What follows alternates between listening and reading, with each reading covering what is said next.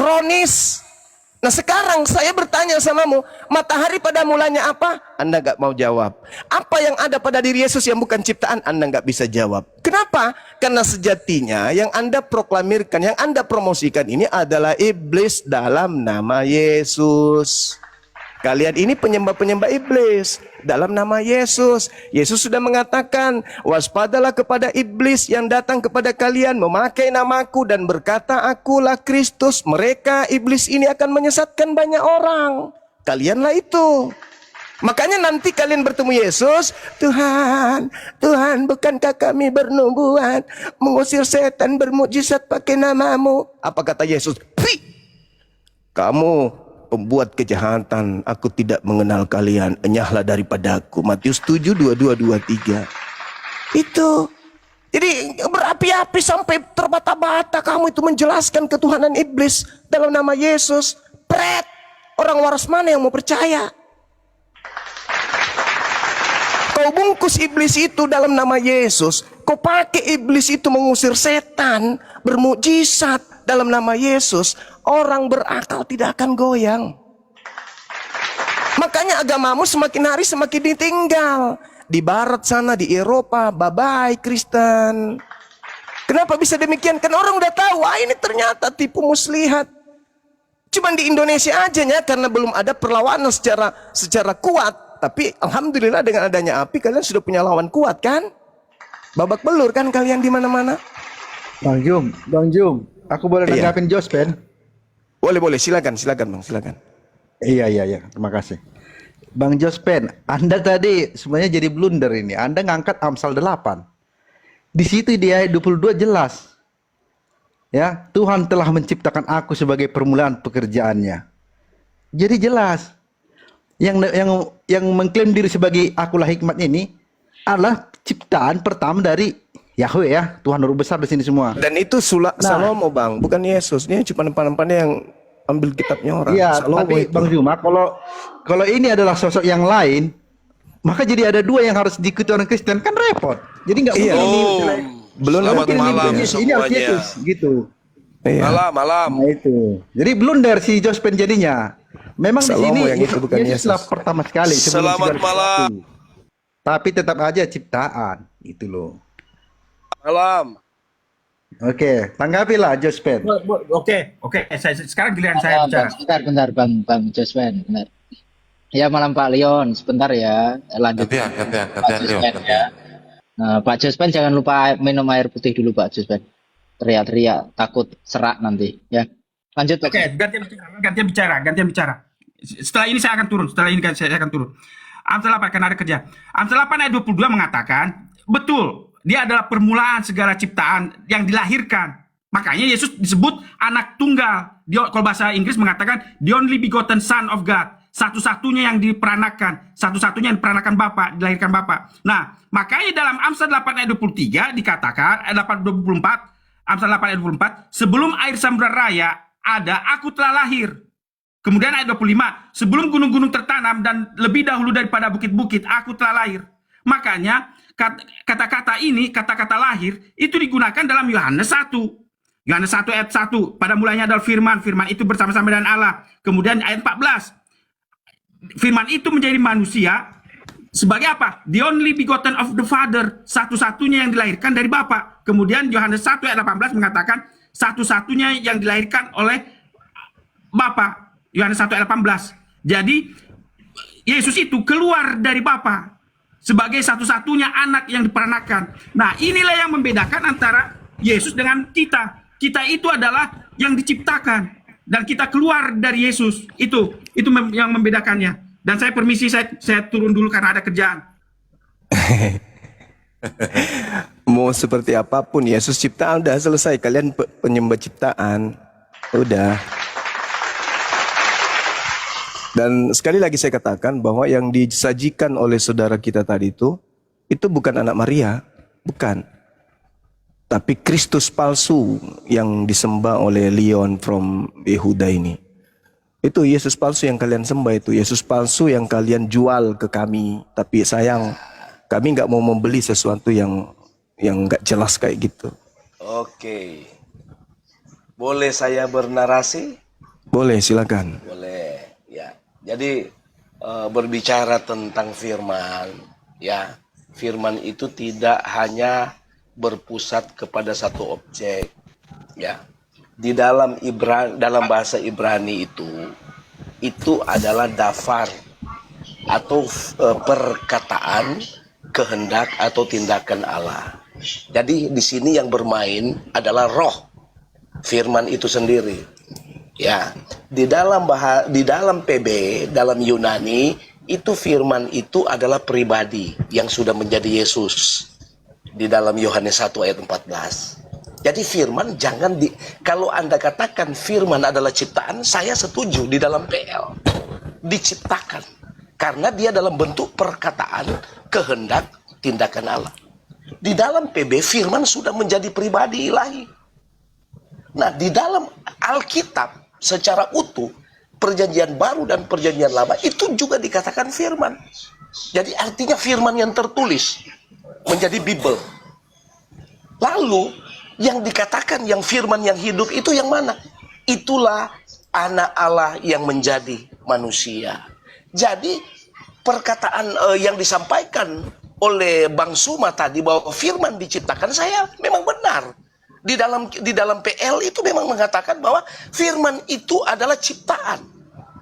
Karena dia baru berbentuk perkataan, baru berbentuk kehendak dan tindakan Allah. Tetapi kalau dikatakan firman hanya tertuju kepada ciptaan, Bang Suma keliru. Gitu. Jadi saya oke-oke saja kalau Anda berputar di masalah di dalam kitab perjanjian lama tadi yang diangkat di mana, di Amsal atau di mana tadi yang diangkat itu bahwa firman diciptakan. Iya benar.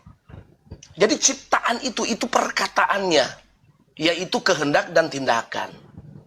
Kalau di dalam PB firman itu sudah bukan perkataan lagi, tetapi sudah menjadi sebuah pribadi ilahi.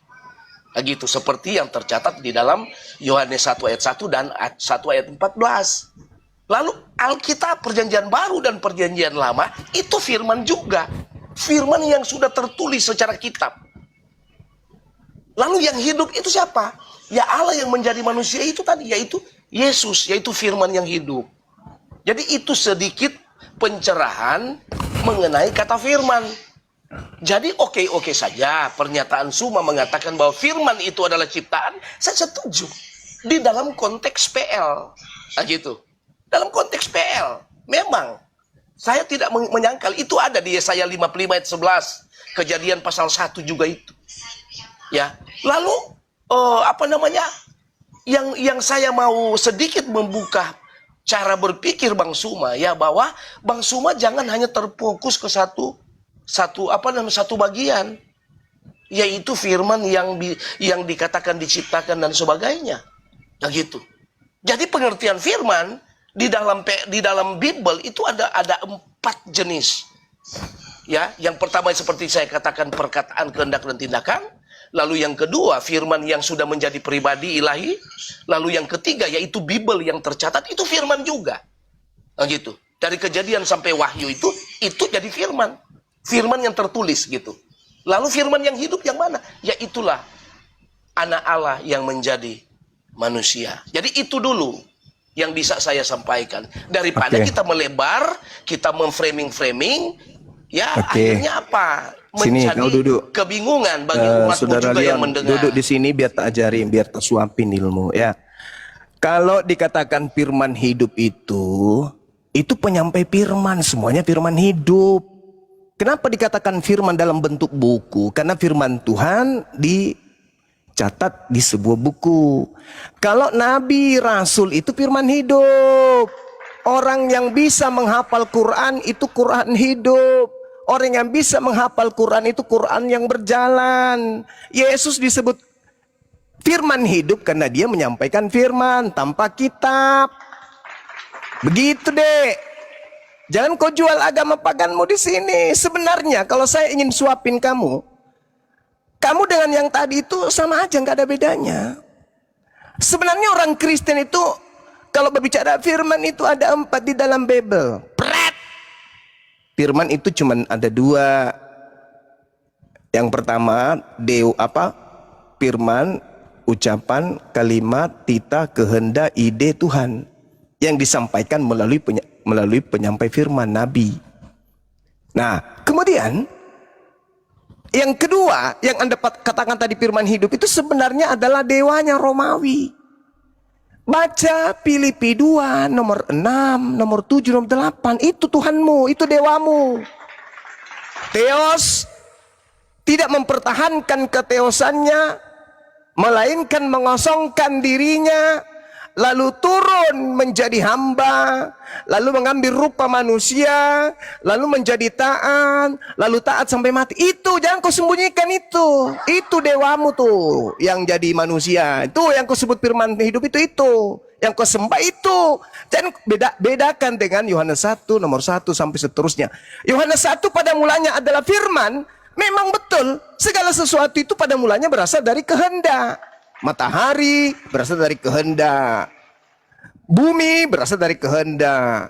Maria berasal dari kehendak. Yesus berasal dari kehendak. Yesus menjadi daging. Firman menjadi daging, firman menjadi matahari, firman menjadi bumi, firman menjadi udara, firman menjadi air. Itu biasa bagi orang waras. Jadi ketika Anda mengatakan firman menjadi daging, lalu Anda mengatakan itu bukan ciptaan, itu juga Anda ke rumah sakit jiwa juga gantian. Sama teman yang tadi. Sebenarnya Kristen itu menutupi kemudian Filipi 2 nomor 6. Nih, dengarkan baik-baik. Ini tak ajarin Saudara Leon, meskipun Anda pendeta tapi memang masih minim. Dengarkan. Yohanes 1 nomor 1 pada mulanya adalah firman. Firman itu bersama-sama dengan Tuhan dan firman itu adalah Tuhan. Itu berbicara mengenai hakikat Tuhan. Segala sesuatu dijadikan oleh Dia. Oleh siapa? Oleh Tuhan dengan cara berfirman. Yang Anda singgung tadi. Yesaya 55 nomor 11 yang Anda singgung. Kejadian 1, 26, 27, 28 dan seterusnya. Begitu juga di Amsal 33 nomor 6, nomor 9. Nah, bagaimana dengan Yesus? Masuk nggak dalam tataran itu? Masuk. Apa buktinya? Baca nomor 14-nya. Dan firman itu telah menjadi daging. Anda menganggap bahwa itu seperti halnya Filipi 2. Tuhan mengosongkan dewa, mengosongkan diri, lalu turun ke bumi menjadi manusia seperti Hercules, seperti Horus, seperti Zeus, seperti Hermes. Jangan kau bawa ke Yesus. Anak Maria jangan. Karena itu tidak begitu polanya. Yesusnya menjawabnya, aku datang ke bumi bukan atas kehendakku. Yohanes 8:42. Sedangkan Filipi 2 nomor 6 nomor 7, aku sendiri yang menjadi manusia. Aku sendiri yang menjadi manusia. Aku tidak mempertahankan kedewaanku, melainkan aku sendiri yang menjadi manusia. Berbeda dengan Yesus. Aku menjadi manusia bukan atas kehendakku. Jadi jangan kau paksakan nabinya orang Yahudi menjadi sembahanmu yang adalah dewanya orang Roma. Beda. Kalian hanya menggunakan nama Yesus itu untuk membungkus dewanya orang Roma agar kalian bisa menuhankannya dan mengajak orang lain menuhankannya dalam nama Yesus. Sebenarnya yang kalian sembah itu agnostos theos, dewa yang tidak dikenali oleh orang-orang Yunani, yang kemudian Paulus datang mengajarkan bahwa dewa yang selama ini kalian sembah, ini yang aku ajarkan, yaitu Yesus. Jadi kalian itu penyembah dewa-dewa Romawi, kalian itu penyembah dewa Athena. Sabar dulu. Jadi kalian itu adalah penyembah dewa Romawi Yunani yang kalian bungkus dalam nama Yesus Kristus. Kamu mau larikan kemanapun, Yesus anak Maria itu tetap ciptaan, tetap manusia, bukan dewa. Oke? Yang kalian sembah itu dewa. Itulah yang disebut agnostos theos oleh Paulus. Silakan. Ya. Jadi semua sebenarnya kalau diskusi sebenarnya tidak perlu menghujat seperti Yesus. Enggak ada hujatan, itu fakta. Iya, itu kau real. katakan begini, Suma. Itu real, itu fakta itu. Dalam iman Kristen itu Tuhannya orang Kristen. Nah, itu bukan Lalu orang Anda Yahudi. mengatakan, iya, Bung, dengar dulu. itu bukan orang Yahudi, itu Iya, orang dengar Yunani. dulu. Bagaimana Itu orang kok Yunani, potong namanya orang agnostos theos itu. Sudah Beda. itu. Begini Sobat. Kau istirahat dulu. Nanti mulutmu Itu beda. capek, nanti enggak ada capeknya kalau mau waraskan orang gila kayak ente itu enggak ada capeknya saya. Iya. Memang saya dicipta Silakan. untuk meluruskan kalian. Sudah diam dulu. Kau ini mulutmu itu nggak berhenti-berhenti itu kalau Ya, bicara. untuk meluruskan kamu. Makanya saya katakan Semua. samamu bahwa yang kau sedang jelaskan ini adalah dewanya Yunani Kan dalam sekarang nama giliran Yesus. saya mau bicara, kok kau Gitu. bicara terus? Ya, makanya jangan sebut nama saya. Kau jelaskan aja apa yang kau ingin jelaskan. Gak usah sosok kau mengatakan Suma itu Ya. Gak usah. Ya, Kau jelaskan oke, aja oke. kebohonganmu. Ya, baik, Saya baik, dengarkan baik. kebohonganmu, nanti saya luruskan Ya, kebohonganmu itu baik, gitu. baik. Silakan. Ya. Seluruh pernyataanmu itu adalah dusta dan bohong. Kutipan-kutipan firman Allah kau rubah jadi Tuhan, itu kau pendusta. Di dalam Bible kalau kata Allah, Tuhan. Jadi Anda jangan merubah kata Tuhan. Coba kau tunjukkan jadi kata Tuhan. Allah Tunggu dalam dulu. original teks. Tunggu dulu, kita bicara Coba kau tunjukkan dulu. Sebelum Abang, kau lanjut, kau bilang saya satu-satu dusta kalau kan? bicara. Kau bilang saya dusta. Sebelum kau lanjut, kau tunjukkan dalam original teks kata Allah yang ada dalam kitabmu itu, yang hasil curian dari Quran. Silakan. Kalau tidak ada kau turun. Kau pembohong, kau yang pendusta. Kamu yang pendusta, Nah, Suma. sekarang kau tunjukkan original teks kitabmu mana kata Allahnya. Tunggu Silakan. dulu. Tunggu Pada apa? mulanya adalah firman. Firman itu bersama-sama dengan Allah. Mana ada Allah di situ? Mana Dengar ada Allah? dulu. Tunjukkan dalilnya. Buka kameramu. Buka. Kamu ini kalau buka, bicara wahai ini pembohong. Pendusta. Pendusta yang pendusta. pembohong. Buka kamera, kau tunjukkan original teks kitabmu. Buka. Nggak usah kita bicara original teks. Kamu yang saya bicara original teks. Di situ Udah. dikatakan Kamu turun. NRK Hologos. Kamu ibadah dulu. Kai Sorry, kau Hologos belajar. prostonteon. Itu teon. Kau makan itu teon. Kan kau pendeta, kau colok sendiri pantatmu, habis itu kau jilat jarimu. Kau bilang saya pembohong. Kata Tuhan, kata Allah diganti Tuhan. Pret. Udah pendeta bikin malu jemaat. Gak malu kau. Udah dulu ku buat kau mencret kan. Kau naik lagi ke sini, kau sudah tahu saya ada di sini, kau naik ke sini, itu cari mati namanya. Dasar bahlul, dongok. Mana ada kata Allah dalam original teksmu? Kalau kau menggunakan kata Allah dalam original teks apa? Ibrani, sumpah serapah, pohon. Nah, kau mau bahasa Yunani, Allah, atau semisal atau seperti. Kau mau yang mana? Dasar dongok, Leon dongok, bahlul. Kau pantas dimaki memang. Otakmu nggak ada. Jadi sekali lagi saya katakan bahwa tidak ada kata Allah yang kemudian asalnya dari terjemahan Al-Quran yang adalah Allah di dalam kitabmu, wahai Leon. Ya, Leon, kucing Yehuda. Nggak ada itu, nggak ada. Kau belajar lagi. Jangan kau pikir ini gereja. Mungkin perasaanmu itu kau lagi di gereja. Sorry, kau lagi di hadapan umat Islam yang lebih paham Bible daripada kamu. Oke? Jadi kau coba-coba menipu di sini. Jangan coba-coba menipu. Jangan kau bilang dirimu, saya ini pendeta, saya bisa, nenekmu kiper. Nenekmu kiper, kami lebih paham Bible kau itu. Makanya kenapa kamu itu tidak mau ke original teksnya? Karena musuhmu itu sebenarnya Biblemu. Musuh yang paling kau takuti itu sebenarnya Bible. Bukan Islam yang kau takuti. Yang kau takut itu Biblemu sendiri. Kenapa? Karena Biblemu itulah yang akan menggulung sendiri kepercayaanmu itu. Kau mengatakan dia adalah Tuhan yang turun ke bumi. Pret. Dewa yang turun ke bumi, oke. Filipi 2, nomor 6, nomor 7, nomor 8. Nah itu baru. Jangan sombong terhadap kebenaran. Jangan karena yang menyampaikan ini Islam, kamu sombong. Mentang-mentang yang menyampaikan sesamamu Kristen, meskipun salah kau terima, jangan. Kami Islam, kami tidak ada kemudian kepentingan di situ. Semata hanya sebagai pembawa kabar gembira dan peringatan saja tentang keselamatan. Gitu loh. Apa untungnya coba saya meluruskan kamu? Gak ada kan? Saya bukan keluargamu, kau bukan siapa-siapanya saya. Kau yang enak. Kamu yang enak. Kemudian tiap hari kau dapat ini, tiap perpuluhan kau dapat di mana? Di gerejamu. Apa untungnya bagi saya? Tapi karena saya ingin meluruskan supaya kamu itu sadar, jangan kau bodoh-bodohi orang terus. Nggak tahu kemana arah debatnya. Bilang saya pembohong gara-gara saya sebut Tuhan. Bagus itu saya bilang Tuhan daripada saya bilang dewa. Kan teos di situ. Nah, teos yang ada, minimal teon. Aneh. Oke, silakan teman-teman diambil alih. Kita mau ibadah dulu sebentar, silakan. Ya, terima kasih Bunda. Saya sapa dulu ya. Roni, selamat malam Roni. Silakan dibuka mionya. Roni. Selamat Roni, selamat malam, Ya, agamanya apa? Wah, ternyata perempuan. Kristen. Oh ya, silakan. Mau menanggapi apa gimana? Silakan masuk. Saya cuma mau bertanya, lalu turun boleh nggak? Oh, tata monitor. Bunda masih beribadah? Ya, lanjut, lanjut. Ya, silakan. Pertanyaan saya, pernah nggak Muhammad itu membaca Taurat, Zabur, dan Injil?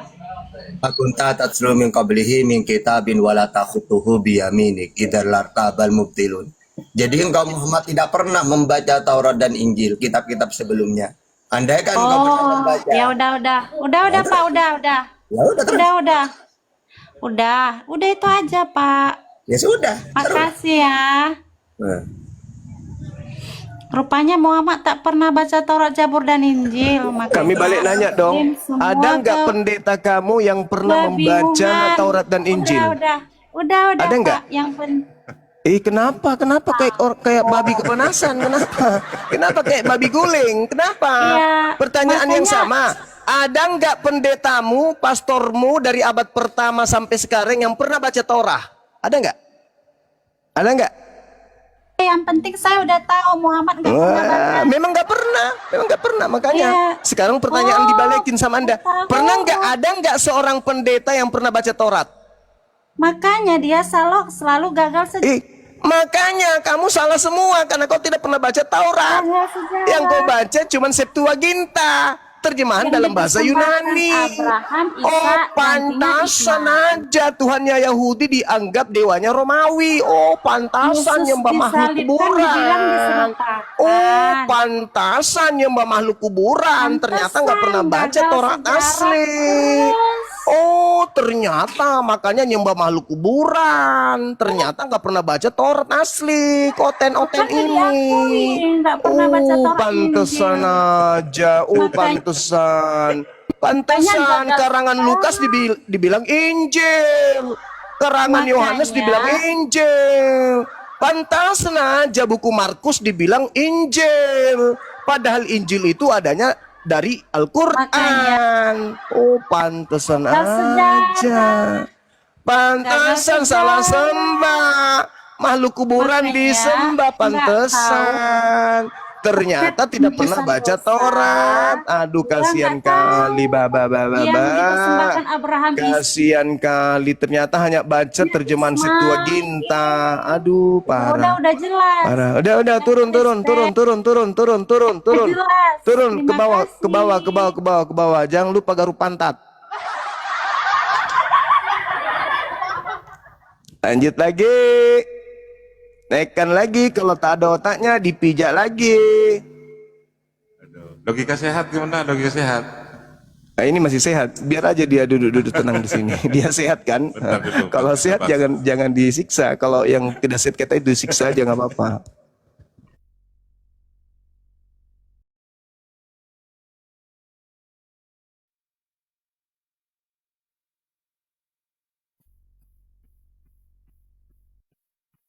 Bang R masih belum duduk. Sambil bantu tetep layar teman-teman. Bang R selamat malam. Bang R selamat malam Bang R. Bang R selamat malam. Malam. Ya, agamanya apa Bang R? Kalau Katolik? saya Muslim. Oh, Muslim. Muslim. Ya. Kalau Muslim di bawah ya, satu slot untuk teman-teman Kristen. Ya.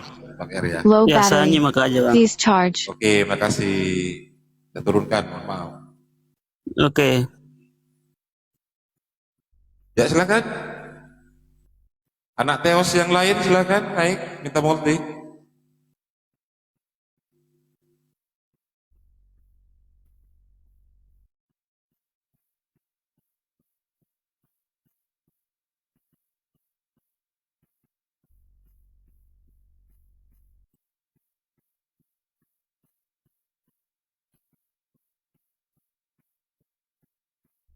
Selamat malam, ketemu lagi Bang Zuma.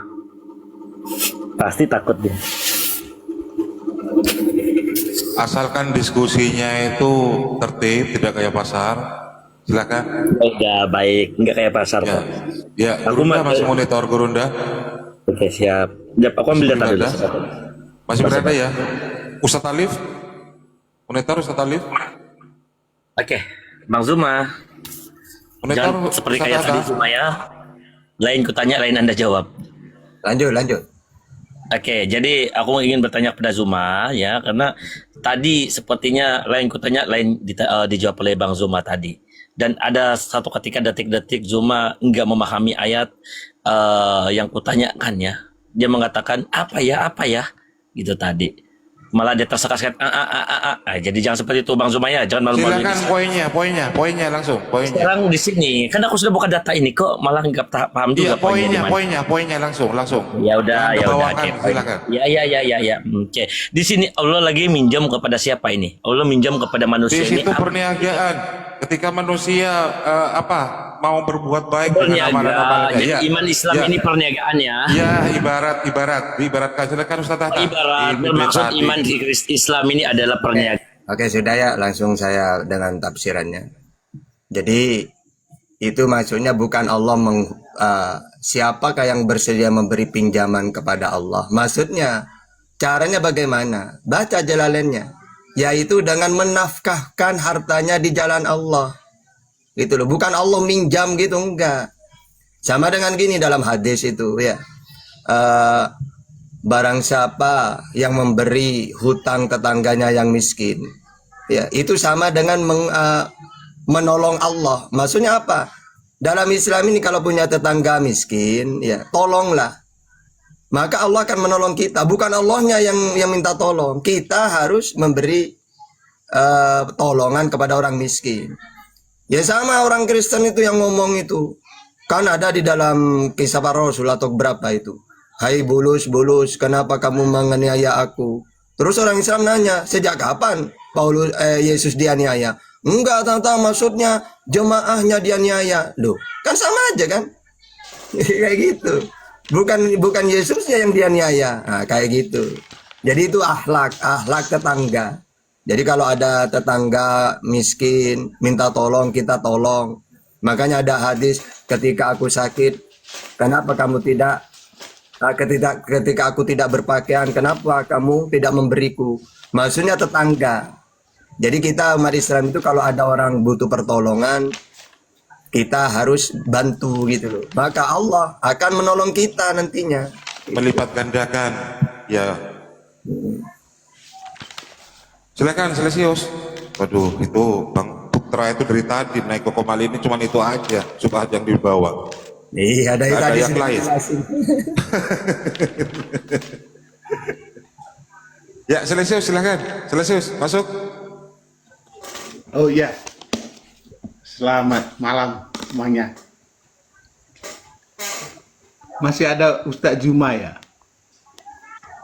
Ya itu Gurunda masih ibadah. Kamu nanya-nanya aja dulu. masih Habis ini beliau aktif langsung. Iya, oh Ustadz Tata, selamat malam Ustadz Tata. Ya, malam. Ini aku boleh bertanya nggak Pak Ustadz? Harus bertanya. Oh harus, saya senang kalau gitu. Ya, kan belajar itu kan dengan bertanya itu lebih bagus kan Pak Ustadz. Iya. Ya, gini Pak Ustadz, saya mau tanya, apa benar ya? Pertanyaannya gitu, apa benar Nabi Muhammad itu tidak bisa baca dan tidak bisa tulis? Oke. Jadi kata Umi ini dalam Islam ya.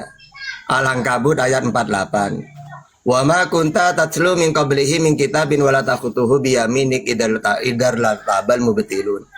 Jadi Umi di sini kan kalimatnya atau di dalam surat Al-A'raf 157. Alladzina yattabi'una ar-rasulan nabiyyal ummiyya alladzi yajidunahu maktuban indahum. Yaitu orang-orang yang mengikuti Rasul Nabi yang ummi. Nah, kenapa Nabi diberi gelar ummi? Karena yang disampaikan ini harus wahyu. Jadi tidak perlu Nabi itu profesor, doktor, percuma. Ya, Anda kan Nabi ini ahli tulis, ahli baca. Maka orang-orang Arab menyangka bahwasanya oh ini karangan Nabi Muhammad ini gitu. Atau juga Nabi diutus kepada orang-orang yang buta huruf. Maksudnya orang Arab. Ini surat Al-Jumu'ah ayat 2. Huwallazi ba'asa fil ummiyina rasulan minhum yatlu alaihim ayatihi wa yuzakkihim wa yu'allimuhumul kitab wal hikmah. Ya, dialah yang mengutus seorang rasul kepada kaum yang buta huruf, ummi. Jadi banyak kata ummi atau orang yang tidak pernah baca kitab Taurat dan Injil. Mereka memahaminya cuma mengikuti nenek moyangnya. Ini di Al-Baqarah 78. Wa minhum ummiyuna la ya'lamuna al-kitaba illa amaniya wa inhum illa yadunnun. Dan di antara mereka ada yang buta huruf, tidak memahami kitab Taurat kecuali hanya berangan-angan dan mereka hanya menduga-duga. Ya kayak orang oten-oten ini, tidak tahu Taurat, tiba-tiba menyampaikan. Ya, nah kayak gitu. Oh gitu, Pak Ustadz. Berarti benar berarti ya Nabi itu tidak bisa baca dan tidak bisa tulis ya? Bukan ahli baca, tidak pernah baca-baca kitab-kitab terdahulu. Kalau Yesus gimana? Yesus umi apa enggak? Tidak, saya tanya dulu, saya mau konfirmasi dulu. Itu benar berarti ya tidak bisa baca, tidak bisa tulis? Iya, tidak pernah menulis, tidak pernah membaca kitab-kitab Taurat, Injil apa tidak pernah. Oke. Berarti mukjizat itu salah satu mukjizat itu di dalam An-Najm itu wa ma yantiqu anil hawa in huwa illa wahyu yuha. Apa yang aku sampaikan ini semuanya wahyu. Oh, betul. Oke. Ini Pak Ustadz. Pak Ustadz pernah baca nggak Kamis Kelabu, kisah Kamis Kelabu? Apa? Waduh, ini subhatnya si A si gitu nih Ustaz. Kisah Kamis Kelabu Pak Ustadz. Itu ya, kamu sumbernya di Wikisia. Ya, kalau Wikisia di situ ya kalau mungkin Pak Ustadz bisa baca, bisa buka. Coba buka. Coba buka. Di situ mengatakan bahwa sebelum Nabi menghembuskan nafas terakhirnya, dia meminta sebuah pena dan kertas untuk menulis wasiat. Ya, itu artinya Pak Ustadz, Nabi itu bisa baca dan bisa tulis. Oke, sudah. Jadi gini, kalau masalah Nabi bisa tulis enggak atau enggak itu ada dua pendapat, ulama salaf dan kholaf. Kalau ulama salaf memang mengatakan Nabi tidak pernah menulis, membaca karena apa yang disampaikan murni wahyu. Tapi kalau ulama salaf mengatakan pada akhirnya Nabi ya bisa menulis. Nah, tidak masalah sebenarnya. Ya, karena ada dua pendapat. Cuma Nabi ini tetap para Nabi itu sifatnya sama. Siddiq, amanah, tabligh, fatona. Semua para Nabi itu ya siddiq, benar. Terus amanah. Terus tabligh, menyampaikan, fatona, cerdas. Makanya secerdas-cerdasnya orang Arab, Sayyidina Ali, Abu Bakar, Umar cerdas. Tapi ketika berhadapan dengan Nabi Muhammad tidak ada apa-apanya. Nabi Muhammad dalam hal strategi apapun nomor satu. Gitu. Jadi masalah Umi itu tidak masalah. Mau mengatakan oh pada akhirnya pinter ya silakan. Atau Umi ya tidak masalah. Artinya Ustadz Tahta itu berada di kelompok yang mengatakan tidak bisa baca, tidak bisa tulis, kan gitu. Iya, karena artinya di situ tidak pernah membaca kitab-kitab terdahulu. Murni yang disampaikan. Artinya kan tidak bisa baca kan. Apalagi dalam tafsir dijelaskan, Anda kan Nabi Muhammad itu ahli baca, ahli tulis, maka orang-orang ahli kitab tidak akan beriman. Karena di kitab mereka Nabi akhir zaman itu memang ummi gitu loh. Ya, atau orang Arab tidak akan beriman. Karena menyangka apa yang disampaikan Nabi karangannya. Ternyata benar-benar wahyu. Makanya Allah menantang, kalau kamu ragu tentang Al-Qur'an itu wahyu, wa in kuntum fi raibin mimma nazzalna ala abdina fa'tu bi suratin min mislihi wa da'u syuhada'akum in kuntum shadiqin. Kalau engkau ragu terhadap Al-Qur'an, coba buat satu surat saja. Tidak ada sampai sekarang yang bisa. Gitu. Udah sekarang pertanyaan nomor 2, ayo. Sekarang gini Pak Ustadz, jangan di mute lah. Saya Kau kan paham bertanya. kalau Pak Ustadz. Kalau Bertanya, saya aku sangat berpendapat. paham kalau Pak Ustadz ngomong, saya akan diam ya. Tolong Udah, jangan. pertanyaan di-mute. nomor 2. Ya, sekarang gini Pak Ustadz, ya. Begini Pak Ustadz, kalau orang tidak bisa baca dan tidak bisa tulis, kalau zaman Sekarang saya nanya dulu, Yesus ahli bisa baca bisa tulis nggak? Pakai data kamu? Hah? Coba jawab dulu. Karena kamu ngeyel disuruh nanya lagi nomor 2, ayo. kenapa di mute lah? Nah, sekarang coba saya jawab dulu. Yesus bisa tulis bisa baca nggak? Loh, kenapa di mute Pak Ustadz? Ya, itu mah Jangan apalagi di mute. udah Jangan selesai. di mute. Jangan di mute. Gini aja bisa kok. Apalagi mute.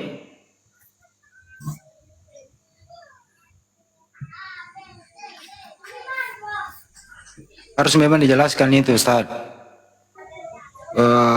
Pendapat Syiah itu loh. Tragedi Kamis Kelabu. Nggak, Nabi, makanya tadi Nabi, udah jelasin. ya, Nabi katanya dalam sakit, gitu ya. Terus diminta untuk wasiat agar umat Islam ke depannya tidak ada semacam perselisihan. Tapi sahabat Nabi melarang bahwa cukuplah Al-Quran sebagai petunjuk begitu. Ini Syiah yang ngarang-ngarang itu, Ustaz. Gitu. Iya, makanya- Jadi dia pakai pendapat Syiah gitu. Ya makanya Nabi itu kenapa kok ada juru tulis ya. Kan yang terkenal itu 60. Tapi yang umum itu ketika Al-Quran turun yang menulis itu Abu Bakar, Umar, Utsman, Ali, Zaid bin Sabit, Ubay bin Ka'ab, Sabit bin Qais. Itulah yang Rasulullah setiap wahyu turun beliau yang menulis. Yang terkenal ada 4. Zaid bin Sabit, Ubay bin Ka'ab gitu. Tapi yang umum itu 8. Yang paling banyak 60 penulisnya Nabi itu.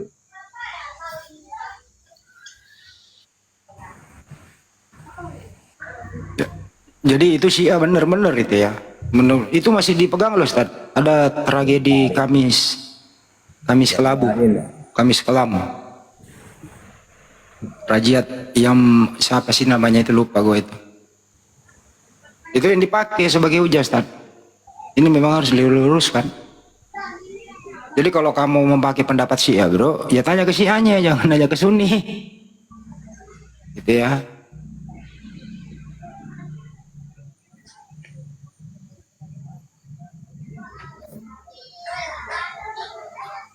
Syiah itu seperti apa sih, Tan? Kok jadi kayak gitu dipakai Oten ya? Oten pakai Syiah. Gimana itu, Ustaz? Jelaskannya. Luruskan ini, Ustaz. Ini bahaya ini. Nanti disalahpahami umat Islam. Kalau saya baca sejarahnya Syiah itu kan awalnya Abdullah bin Sabah. Ini kalau versi Kristen Paulus. Jadi Abdullah bin Sabah itu orang Wahyudi, pura-pura masuk Islam, lalu merusak Islam dari dalam, datang ke pelosok-pelosok. Lalu dia memperkenalkan Ali, disanjung-sanjung terus. Sampai orang itu mentuhankan Ali. Sama dengan Bulus itu, menyanjung-sanjung Yesus sampai dituhankan. Makanya ada 7 manusia yang dituhankan, termasuk Nabi Isa, Sayyidina Ali, terus Mansur itu penguasa. Jadi kalau Kristen kan tahunya cuma Yesus yang dijadikan Tuhan manusia. Padahal ada 7 manusia itu. Ya dari itu. Makanya coba ketik aja di YouTube banyak itu. Sayyidina Ali membakar kaum Syiah karena sudah mentuhankan dia. Muncul itu. Ya, banyak itu. Ya seperti Bulus itu, disanjung-sanjung Yesus sampai dituhankan. Cuma itu ya yang paling nomor 1, Syiah nomor 1. Kan ada 4 itu Syiah itu. Sampai mentuhankan. Kedua, Ustaz, yang sering dipakai, dikira Umi itu adalah buta huruf. Nah ini juga diluruskan, Ustaz. Umi itu nggak buta huruf. Ditekankan lagi sana, Ustaz. Biar mereka nggak salah dan keliru.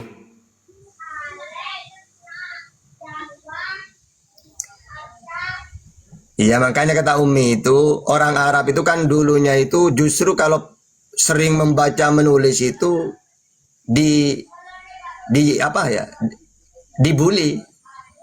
Karena orang Arab itu senang menghafal. Ya. Ketika misalnya Al-Quran turun, langsung dihafal oleh mereka. Ketika ditulis, dibully. Kamu ini cuma kayak gini aja, masa ada hafal? Digituin. Makanya terkenal orang Arab itu kan ummi. Alladzina yattabi'una ar-rasulan nabiyyal ummiyya. Ya. Alladzi yajidunahu maktuban indahum fit Taurah. Yaitu orang-orang yang mengikuti Rasul Nabi yang ummi, tidak bisa baca dan tulis. Yang namanya mereka dapati dalam Taurat dan Injil, ya, tertulis dalam Taurat dan Injil. Ternyata dalam kitab Taurat dan Injil itu memang Nabi tersebut ummi. Makanya di surat Al-Ankabut ayat 48, wa ma kunta tatslu min qablihi min kitabin wala takhutuhu bi yaminik idzal tabal mubtilun. Dan engkau Muhammad tidak pernah membaca suatu kitab sebelum Al-Quran. Dan engkau tidak pernah menulis suatu kitab dengan tangan kananmu. Sekiranya engkau pernah membaca dan menulis, niscaya ragu orang-orang yang mengingkarinya. Pertama orang ahli kitab. Misalnya, makanya ditanya, apakah Nabi di Arab? Nah, kata Raja Romawi itu.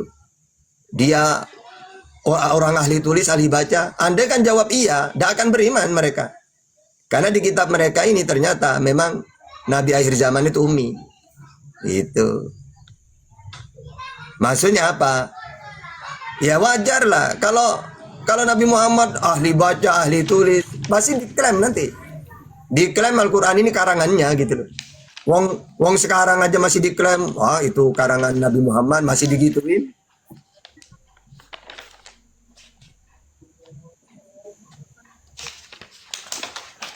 Kenapa aku diturun host, Pak Ustadz? Ya udah silakan, kamu nanya apa lagi? Siapa yang naikin? Kedua, ayo. Siapa yang naikin ini? Tadi kan Pak Ustadz mengatakan Nabi Muhammad itu Tunggu dulu, enggak, langsung. Itu sudah dijawab pakai data. Sekarang pertanyaan nomor 2, ayo. Ustadz. Nah, kalau tidak mau tak tentang dialog kamu, tentang Bibelmu. Mau? Suruh jawab dulu, Ustaz. Yesus juga Yesus bisa baca. Yesus bisa baca tulis enggak? Gitu aja. Nah, bisa enggak? Hah? Kenapa di saya kan datang di sini Kan sudah dijawab. bertanya, Pak Ustadz. Oke, kan sudah dijawab. Nah, sekarang pertanyaan nomor 2, ayo. Loh, iya pertanyaan nomor 2 itu kata Pak Ustadz tadi. Nah, ya udah, sekarang saya nak jawab dulu. Yesus ummi apa tidak? Di mana? Pertanyaan nomor kata Pak Ustadz kan minta pertanyaan nomor 2. Saya iya, tanya. Nah. Kata Pak Ustadz tadi, Nabi Muhammad diutus untuk orang buta huruf. Nah tujuannya apa Pak Ustadz? Sama-sama buta huruf kok diutus? Buta huruf itu apa maksudnya? Kalau udah dijawab lo tadi itu. Gini aja kamu paham Bibel, tak tantang kamu dialog, ayo, apa ya yang kamu kuasai? Ayo. Loh, iya jawab dulu itu. Ya sudah, kan sudah jawab pakai data. Jawab tadi Silesius. Kamu kok ngiyel amat sih? Loh, iya. Aduh. Itu salah satu mukjizat dari Allah Subhanahu wa taala. Salah satu mukjizat besar Nabi Muhammad ummi, tapi beliau cerdas. Gimana sih? Lah tujuannya apa? Langsung. Ya, oke. Kalau kamu tanya tujuannya, sekarang apa tujuannya utusan? Coba, Yesus ngaku utusan, Nabi Muhammad utusan. Apa tujuannya? Penyampai firman. Mana dalilnya? Yohanes 3:34. Barang siapa yang diutus oleh Allah, maka tugasnya penyampai firman. Ya udah, kan itu tujuannya, diutus. Nah udah, sekarang apa lagi? Nah coba sekarang ditanya ke kamu, Yesus ngaku utusan. Apa tujuannya diutus Yesus? Pakai data, ayo. Kan diutus untuk orang buta huruf. Padahal dia tidak bisa baca. Di situ orang Arab selalu penghafal. Mereka ini cerdas-cerdas. Ya. Jadi kalau wahyu turun langsung hafal. Tidak ditulis. Makanya kalau ditulis dibully malah. Udah, Sang, apa lagi pertanyaannya? Biar orang Arab itu bisa baca. Makanya diutus orang yang bisa. Aduh, disuruh nanya lagi masih diulang-ulang. Gimana itu? Masa orang tidak bisa baca? Nanya, Yesus diutus untuk apa? Mengutus orang yang tidak bisa baca. Sekarang nanya, Yesus diutus untuk apa? Hah? Tujuannya apa itu nanti? Iya, tujuan Yesus diutus untuk apa? Kan tujuan. Jawab dulu, udah usah. Udah boleh. Coba, Yesus diutus untuk apa? Akhirnya kirimlah orang yang bisa baca. Tunggu dulu, Yesus diutus untuk apa? Jawab dulu itu Pak Ustaz. Ya sudah dijawab. Nabi Muhammad diutus untuk menyampaikan firman. Ya, wahyu, ajaran. Toh. Nah, kalau ya, Yesus. kepada orang buta huruf kan. Ya, kepada seluruh dunia. Tabarakalladzi nazzalal furqana ala abdihi liyakuna lil alam, diutus untuk seluruh alam. Nah, Yesus sekarang. Ya. Nabi Muhammad diutus untuk seluruh alam. Nah, Yesus diutus untuk siapa? Dia diutus untuk orang buta huruf, kata Pak Ustaz.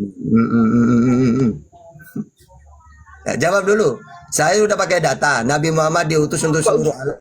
Al-Furqan ayat 1. Nah, sekarang Yesus tujuannya diutus untuk apa? Terus kepada siapa? Silakan pakai data.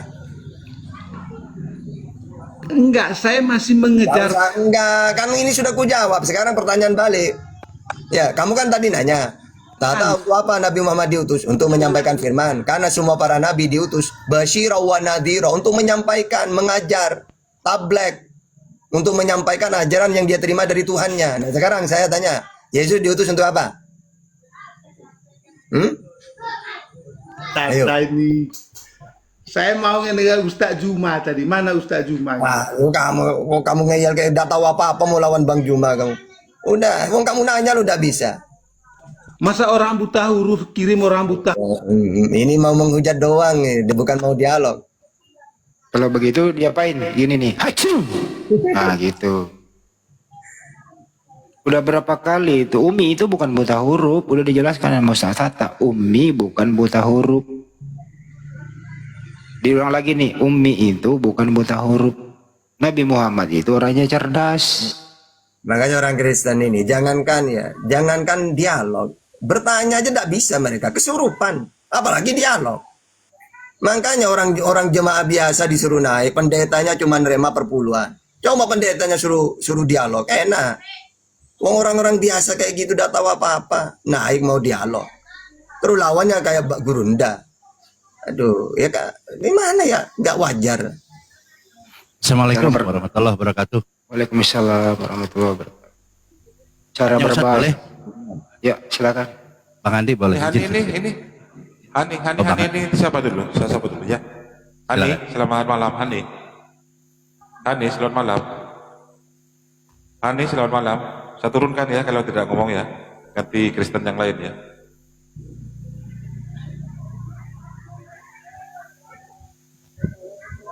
Izin Ustaz, Silakan, saya Mas. tanya gini Ustaz. Silakan. Oke, baik. Kristen ini kan dulu memang katanya banyak dulu ya, apalagi tahun 65 kalau di Indonesia ya, 65 ini kita tahu ya sejarah tentang partai inilah ya, partai yang terlarang itu. Banyak yang jadi masuk ke Kristen, itu ada sejarahnya memang tertulis demikian. Masuk Kristen. Nah, kemudian berjalannya waktu ini kan tetap, walaupun banyak saat itu tetap minoritas gitu. Saya berbicara tentang minoritas. Kenapa Kristen ini di luar negeri ini sudah banyak ditinggalkan gitu kan? Di Eropa, Amerika, Australia gitu kan. Kasihan sekali kan dia minoritas gitu kan. Kasihan, saya itu kasihan sebenarnya. Kemudian di beberapa negara di Amerika sudah dilarang Bible gitu kan. Tidak bisa lagi disebarkan karena banyak kekerasan dan vulgar gitu. Alasannya mereka ini tidak pantas untuk sebuah buku yang perlu dibaca artinya gitu.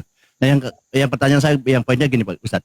Kenapa ya Kristen ini kok minoritas terus di Indonesia nih? Kan kasihan gitu Ustadz. Silahkan mungkin Ustadz. Terima kasih Ustadz. Karena menyampaikan dengan kebohongan. Pokoknya Yesus Tuhan, yang percaya selamat. Ketika ditanya, ya terus percaya sebagai apa? Sebagai Tuhan. Mana datanya? Gak ada. Ya, akhirnya mereka sekarang baca sendiri Bible. Semakin dibaca malah tanpa rusak. Akhirnya mereka mualaf atau meninggalkan. Contohnya di sini aja dunia debat itu. Ya, ketika pakai data itu kan tidak ada dalam Bible, itu iman doang mereka itu. Kitab kalau sudah salah dipertahankan, maka ujung-ujungnya apa? Mereka akan tinggalkan itu. Yang kedua, ujung-ujungnya semakin banyak denom. Kitab salah dipertahankan, akhirnya semakin banyak pertentangan. Nah, kalau kita, Ustadz Ali, Bang Juma, Bang Handi, kita semua, di komal manapun adem, enak. Bersatu kita. Kalau mereka bertengkar, dari tadi itu berapa kali udah bertengkar cakar-cakaran itu. Kenapa? Karena kitabnya udah salah dipertahankan. Akhirnya muncullah denom-denom. Ya, makanya saya udah bilang, kalau Kristen ingin jadi debater, cukup 5 tahun. Lebih dari 5 konslet. Luga, ngaku nabi. Lebih dari 5 tahun. Bahkan 10 tahun dia. Konslet akalnya. Jadi nabi, ngaku nabi. Kalau Bang Juma puluhan tahun tambah cerdas, ya, tambah pintar. Tapi kalau Kristen, ya, kalau Kristen jangan lama-lama kalau mau jadi debat, konslet atau akan menjadi denom banyak. Dulu kita di Jum, kami Bang Juma, Ustadz Alif, Bang Handi, ini nyata, jarang masih di grup WA dulu, jarang sesama Kristen itu debat itu.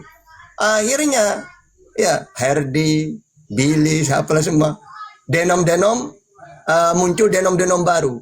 Akhirnya sekarang banyak denom-denom yang saling bidat-bidatkan. Nah, apa alasannya? Karena kitab sudah salah dipertahankan. Akhirnya rusak. Gitu. Oke, Ustaz, sedikit lagi kepada yang sebelum yang tamu ya, nanti disapa host. Sedikit lagi Ustaz. Kita juga kan lihat perjuangan mereka ya untuk tidak jadi minoritas, tapi ya kasihan ya, tetap mereka ini minoritas gitu kan. Sekarang 7%.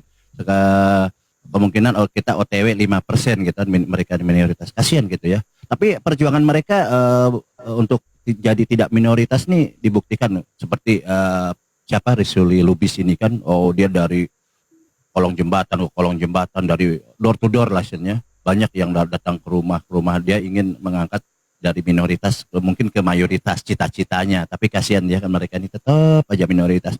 Nah, langkah-langkah seperti itu ternyata tidak efektif juga gitu, mereka tidak bisa diterima gitu ya, karena faktanya minoritas terus. Sampai ada yang gini Bu Ustadz, ada ternyata bukti fakta lagi ya, mereka kadang-kadang sudah minoritas ingin bangun gereja lagi sampai nangis-nangis. Aku bikin gereja tidak boleh. Padahal minoritas, ngapain bikin gereja kalau minoritas gitu Ustadz? Lanjut Ustadz. Iya, sebenarnya bangun gereja itu, kalau Islam sebenarnya diem. Yang panas itu beda denomnya itu yang panas. Takut jemaahnya pindah. Sebenarnya gitu kebanyakan kejadian itu. Gitu. Kalau Islam nyantai, biarin aja lah gitu. Tapi yang lain, aduh nanti jemaah saya ikut ke sana, beda denom. Nanti perpuluhan dibagi-bagi nanti, tidak lancar ke saya. Makanya mereka tidak setuju, semakin banyak gereja tidak mau mereka.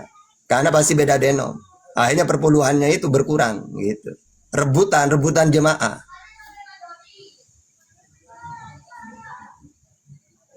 Lanjut Bang Andi, itu aja dari saya, mungkin kasihan ya mereka minoritas terus, kasihan. Lanjut Bang.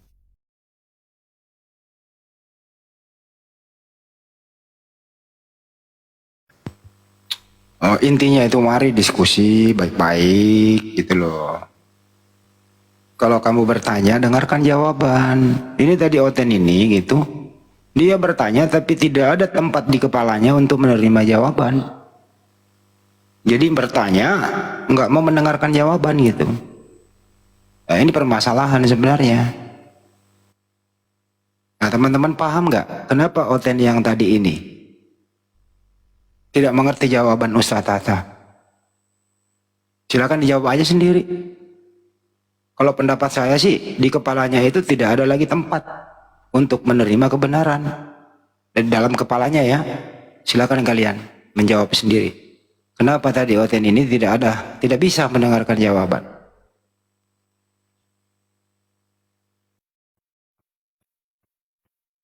Gimana itu Ustaz?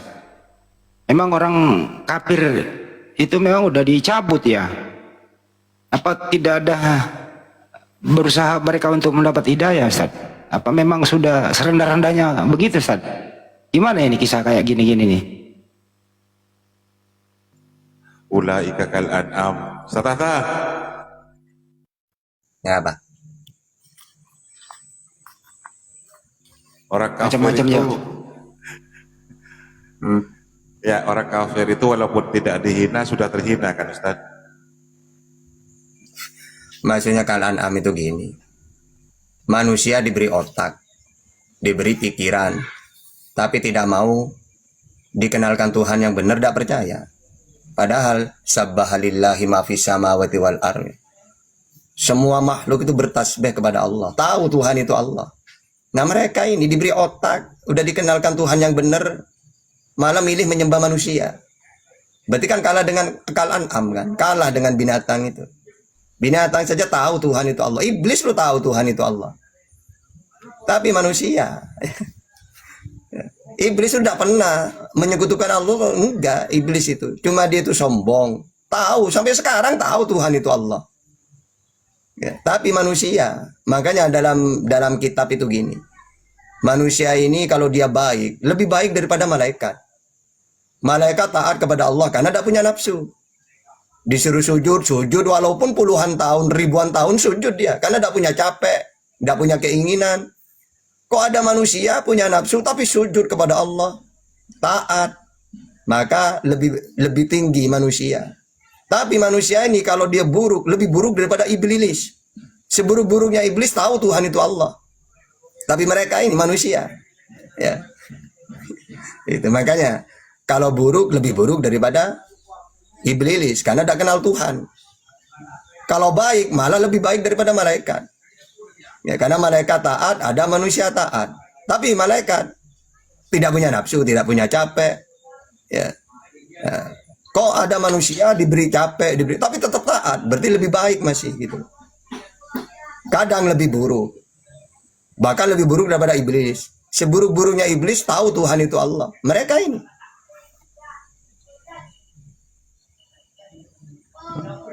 Ustaz, kitab suci mana yang mudah dijelaskan dan mudah dimengerti? Jadi kita bersyukur Islam ini cuma Al-Quran yang dijaga oleh Allah. Inna nahnu nazzalna dzikra wa inna lahu lahafidun. Bahwa Al-Quran dijaga oleh Allah. Bagaimana caranya Allah menjaga? Dengan cara dimudahkan umatnya Nabi Muhammad menghafal. Anak kecil 5 tahun hafal, 7 tahun hafal, 11 tahun hafal. Bahkan tak bisa melihat hafal. Jadi kami untuk menghafal Al-Quran tak butuh ulama. Anak kecil lu bisa. Kalau mereka, jangankan anak kecil, pendetanya dah ada yang hafal. Karena nggak dijaga. Gitu. Terus Al-Quran ini, jangankan suratnya. Ayatnya, hurufnya itu loh. Sampai oleh ulama itu dihafal. Ya misalnya apa? Al-Quran ini 114 surat. 6.660 ayat. 1.027.000 huruf. Hurufnya sampai ketahuan. Bahkan kita menyebut satu ayat saja, satu kalimat, langsung dihafal. Ya, misalnya, Tata, coba baca yukridu. Oke. Man dalladzi yukridullaha qardan hasanan fayudha'ifahu lahu an'afan katsira. Misalnya nyebut satu ayat, satu kalimat. La tuqatilu. Oke, qala hal asaitum in kutiba alaikum qitalun alla tuqatilu ala wa mala qalu wa malana alla nuqatila fi sabilillah. Itu surat apa Tata? Al-Baqarah. Ayat berapa? 249. Jadi, kalau mereka disebut coba baca Wahyu ayat Wahyu 10 ayat 11. Enggak tahu. Ini ada anak kecil cuma nyebut satu kalimat diteruskan. Itu yang kamu baca surat apa? Disebut ayat berapa? Disebut. Ya. Jadi hafalannya orang Islam itu luar biasa, di luar kepala seakan-akan itu. Nyebut satu kalimat saja tahu itu surat apa, ayat berapa, ada di bagian mana. Nah kalau mereka, satu orang pun tidak ada yang hafal itu, Bible itu. Gitu. Makanya Al-Quran itu jangankan dihilangkan satu surat, satu ayat, satu titik saja dibuang, ketahuan itu. Nah itulah caranya Allah menjaga Al-Quran. Berarti janji Allah itu tidak akan meleset. Inna nahnu nazzalna dzikra wa inna lahu lahafidun. Kami yang menurunkan Al-Quran dan kami juga yang menjaganya. Ya itulah dengan cara dihafal itu. Ya gitu.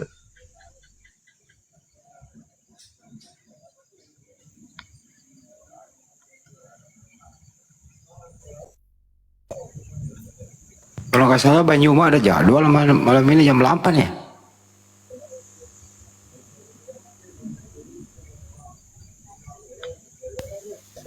Sama siapa, Bang Andi? Yunus tentang konsep keselamatan. Ate Yunus Ruben. Iya. Oh. Pak Akang udah buka komal ya? Apa belum? Nah itu sopan itu. Sopan itu. Dulu tiap hari di sini sama Ustaz Tahta. Pokoknya ya doang, pokoknya senyum doang itu pendeta itu. Lawannya Panglima, Panglima apologet. Ustadz ini Maryam 71 tuh Ustadz, tolong dibahas Ustadz. Dan tidak seorang pun dari Itu aja dari 69. Dari Iya, di ayat jangan, Ustaz. 69-nya itu semua manusia. Ya, Allah tahu manusia mana yang durhaka sangat parah, maksudnya menyekutukan Allah. Maka mereka akan dimasukkan ke neraka. Caranya 71. Mereka harus melewati jembatan Siratal Mustaqim. Pasti mereka yang diseret ke neraka. Karena tidak akan bisa melewati sirat. Karena di ayat 72-nya Allah hanya menyelamatkan orang-orang yang bertakwa.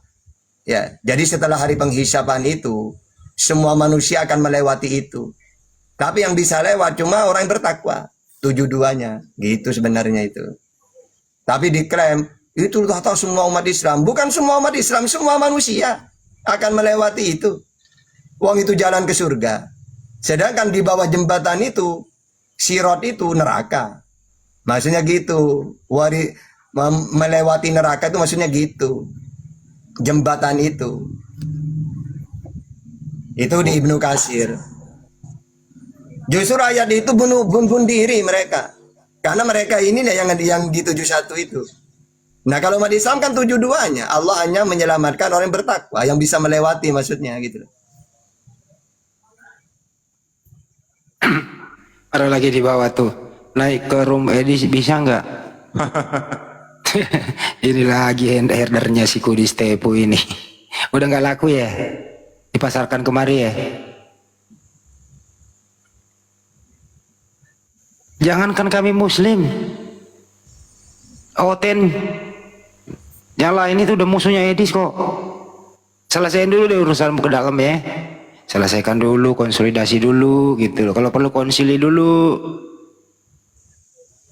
Ajak bom-bom aja naik, ajak RK, ajak Rudi Yohanes naik ke Edis, jangan kami dulu. Sesama kau dulu lah. Setuju nggak teman-teman? Jangan muslim dulu yang naik. Suruh mereka dulu konsolidasi. Itu lagi herdernya, herder si Kudis. Ada yang mau minta naik, itu siapa itu? Tulisan apa? Cacing itu. Ya itu Ustadz, yang terjadi ya, fenomena yang terjadi ini berbicara tentang Edis, RK, bom-bom ini mereka berantem terus padahal maaf ya mereka di satu anggaplah kitab suci, mereka bilang punya satu Bible gitu, kitab suci mereka. Tapi kalau mereka seperti itu, apakah gambaran-gambaran mereka ini udah di dalam Islam ini udah disampaikankah mereka ini akan berpecah belah seperti itu Ustadz? Lanjut Ustadz. Jadi gini ya. Kenapa umat Islam itu tidak akan terpecah tentang ketuhanan Nabi Muhammad? Karena Nabi Muhammad sudah berpesan, taraktu fikum amroini lan tadilu mata masatum bihima kitabullah wa sunnah. Aku meninggalkan dua perkara, selagi kamu berpegang teguh kepada keduanya, kamu tidak akan tersesat. Jadi saya dengan Bang Juma, Bang Handi, dengan Ustadz Alif, tidak akan gontok-gontotan masalah kitab suci itu. Karena oleh Rasulullah disuruh pegang dua-duanya ini, Quran dan hadis. Nah kalau mereka, uang kitabnya hancur, dipertahankan, akhirnya saling membid'ahkan. Oh kamu yang salah, ada Trinitas, ada Oneness, apalah. Kenapa? Karena tidak ada, mau dikembalikan kemana? Misalnya yang Trinitas ngomong saya yang benar, kata satunya enggak saya yang benar. Nah kalau kita, misalnya saya dengan Ustadz Alif, dialog, ada perbedaan, tinggal kembalikan ke Quran hadis, selesai udah. Makanya kita akan bersatu selamanya umat Islam itu karena atas naungan Rasulullah yaitu Quran dan hadis disatukan kita. Gitu. Kalau ada apa-apa tinggal selesaikan pakai kitab suci, Quran hadis. Selesai. Gitu. Perbedaannya ini doang Tad, ada yang kunut, ada yang enggak. Padahal dua-duanya benar. Itu kan furu. Iya. Yang jadi masalah gini Ustadz, kalau antara dibicara oknum ya, si RK dengan Edis gitu kan, RK dengan bom-bom dengan ini. Padahal mereka mengklaim pengikut Yesus, maaf ya, tapi kalau dari pribadi mereka ini saling hujat, saling sesatkan gitu, sampai keluar kebun binatang ini. Ini tanda-tanda seperti itu yang saya mau tahu nih, apakah di Al-Quran orang-orang semacam ini sudah dijelaskan nggak di dalam Al-Quran ciri-ciri orang seperti itu, Ustadz? Lanjut. Iya, itu berarti gini aja. Andai kan Al-Quran ini bukan wahyu, pasti ada pertentangan di antara kita. Buktinya gak ada kan, berarti Al-Quran benar. Kebalikannya mereka. Ya, kebalikan, kenapa mereka pecah-pecah? Berarti menandakan tidak benar sudah apa yang diikutin. Nah kalau Islam kan udah janjinya Allah. Andai kan Al-Quran bukan kitab suci, bukan dari Allah, akan ada perbedaan-perbedaan nanti. Bertengkar gitu.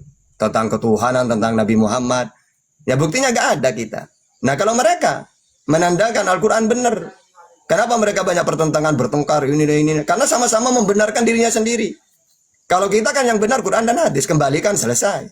Nah kalau mereka gak bisa, enggak, kitab saya yang benar, denom saya yang benar. Terus mau untuk mencari kebenaran yang sebenarnya yang mana? Gak bisa. Gitu. Kalau kita bisa. Gitu.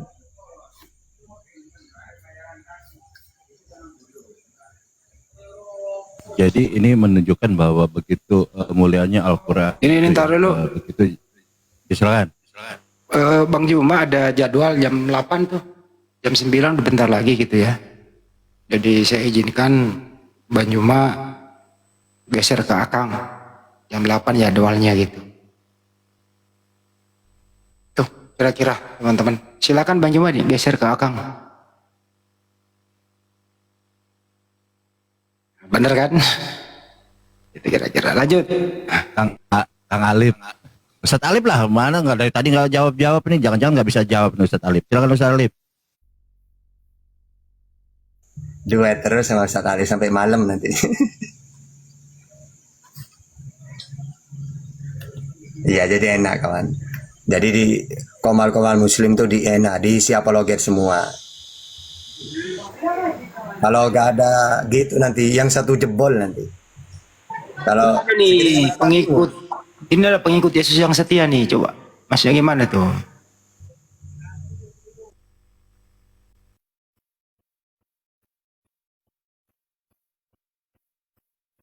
Waduh, pengikut Yesus yang setia disambut dulu tuh Bang Paal. Islam dia Bang Handi. Oh Muslim dia. Iya, kalau dari nickname. Assalamualaikum warahmatullahi wabarakatuh. Waalaikumsalam warahmatullahi wabarakatuh. Kalau bisa ganti nama lah Bang. Aduh, nggak bisa, belum bisa ganti nama. Maaf. Karena Kristen juga mengaku, Kristen itu mengaku banget pengikut Yesus yang setia Bang. Ya sebenarnya Islam pengikut Yesus yang setia itu, bukan Kristen.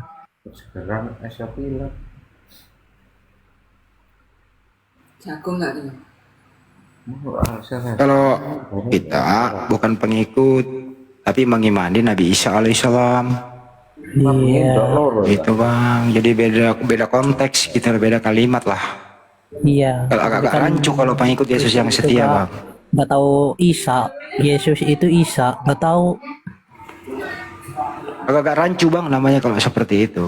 Benar nggak teman-teman? Iya, ntar diganti aja lah. Kalau udah bisa diganti. Memang sulit ganti nama ya di ini ya TikTok ya? Iya, harus nunggu beberapa hari. Pakai akun baru aja dulu. Iya, ini akun baru. Enggak lah, barusan ganti ini. Tadi namanya itu yang berbahasa Ibrani itu ini. Tapi diganti barusan ini. Tadi pas itu sih pertama pakai bahasa Ibrani. Nah iya, kenapa kau ganti sekarang? Baru aja diganti belum beberapa menit. Iya, deh. Pakai nama biasa aja sih, pakai Markona ke. Iya. Bener. Ntar kita ganti aja lah. Carimin ke gitu loh. Iya. Kak Tukimin tuh teman saya ada di kampung. Nggak apa-apa pakai gitu. Daripada kayak gitu kan menimbulkan apa ya? Saya pikir Anda tuh tadi Kristen. Bukan. Jadi menimbulkan persepsi itu aja sih, nggak apa-apa ya Bang ya. Nggak apa-apa kan sesama Muslim wajib saling mengoreksi Bang supaya tujuannya baik toh.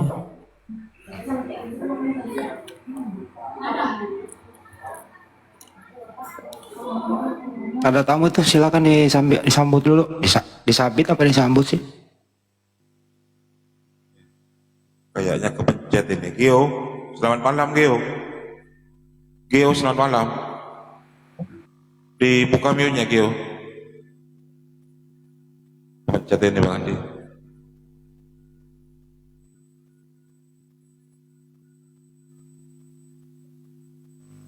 Silakan Bang Andi, apa ke Ustaz Tata subhat atau apa kayak sebelum konten naik. Masalahnya Ustaz Alif ini YouTube-nya masih live katanya. Guys, WA ke saya. Bang Baal, silakan bertanya dulu Bang Baal. Ustaz Tata Bang Baal. Oh iya, oke. Ini kita kan lihat fenomena yang ada ya. Kita tidak bicara tentang apa siapa-siapa, tapi fenomena yang ada terjadi ini antara orang kafir seperti Herdi maupun bom-bom dan lain-lain. Itu kan jadi yang luar biasa ya, bertengkar, mereka saling mengatakan gila, ya pengikut Herdi ada gila, pengikut bom-bom juga gila, katanya mereka saling begitu. Saya teringat di Al-Ankabut ayat 41 Ustadz. Jadi orang-orang kafir ini seperti sarang laba-laba gitu kan, rapuh gitu kan. Sebenarnya mereka ini kelihatannya aja megah gitu ya, bagaimana sarang laba-laba ini. Ternyata mereka rapuh. Tolong dijelaskan Ustadz tentang Al-Ankabut ayat 41, apakah ini menuju kepada kafir-kafir seperti bom-bom dengan Herdi itu Ustadz. Lanjut Ustadz. Kenapa? Ayat apa? Al-Ankabut itu Ustadz 41. Ketika dikatakan perumpamaan orang-orang yang mengambil pelindung-pelindung selain Allah adalah seperti laba-laba yang membuat rumah, dan sesungguhnya rumah yang paling lemah adalah rumah laba-laba. Jadi lemah sebenarnya mereka ini. Ya, kita terbukti seperti itu. Tolong jelaskan Ustadz. Iya, jadi gini. Perumpamaan orang-orang yang mengambil pelindung-pelindung selain Allah, yakni berhala-berhala. Kan mereka bukan Tuhan. Yang mereka harapkan dapat memberi manfaat kepada diri mereka, dikira dapat memberi manfaat, ya, adalah seperti laba-laba yang membuat rumah untuk tempat tinggalnya. Dan sesungguhnya rumah yang paling lemah, yang paling rapuh, ialah rumah laba-laba, karena tidak dapat melindungi diri dari panas matahari dan dari dinginnya udara. Demikian pula berhala-berhala itu. Mereka tidak dapat memberikan manfaat apapun kepada para penyembahnya. Kalau mereka mengetahui hal tersebut, tentu mereka tidak akan menyembahnya. Ya, jadi orang yang menyembah selain Allah itu mau membuat patung, disembah. Apa manfaatnya? Gak ada kan? Ya, sama seperti laba-laba membuat rumah. Ya, nanti ada binatang yang lebih besar, burung, kena tabrak, hancur itu. Terus tidak ada atapnya. Ya. Kena angin, kena hujan. Nah kayak gitulah mereka yang menyembah selain Allah itu kayak gitu. Ya ibaratkan laba-laba, kan yang paling mudah hancur itu kan rumah itu, binatang itu kan laba-laba. Ya bukan hanya cepat hancur, tidak bisa melindungi dari angin, panas, hujan, gitu. Ya kayak perumpamaan mereka itu seperti itu gitu maksudnya. Ya. Ya, buat penonton yang ada di bawah, Ustadz Alif itu lagi menghadiri akikoh ya, teman-teman. Beliau WA ke saya. Kalau memang ada yang mau mu'alaf, suruh ke sini ya, dengan hostnya siapa? Kalau memang ada yang mau mu'alaf. Di sini ada Ustadz Tata, ada Bang Handi.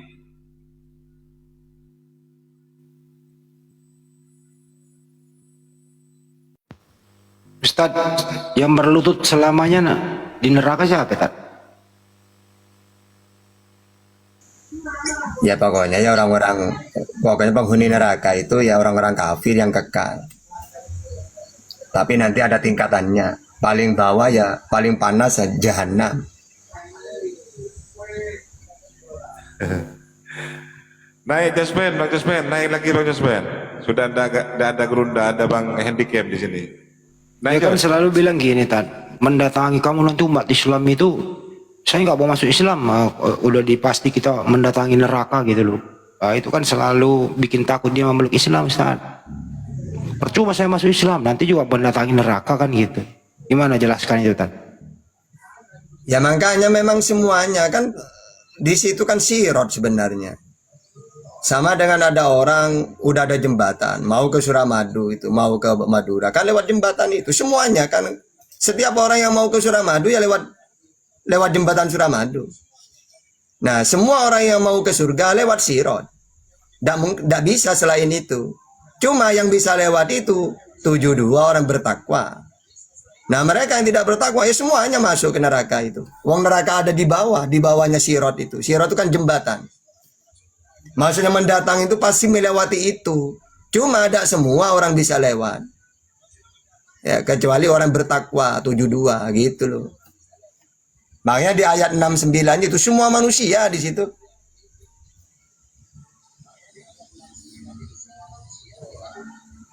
Kalau membaca harus dari 69 sampai 72 ya, Tad? Iya.